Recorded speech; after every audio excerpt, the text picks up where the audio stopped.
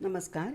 इयत्ता दुसरी मराठी 1 ते 20 अंकांवर स्वाध्याय 5, 10, 16, 12, 9, 11, 17, 18. आता अंकांच्या गाळलेल्या जागा भरायच्या आहेत.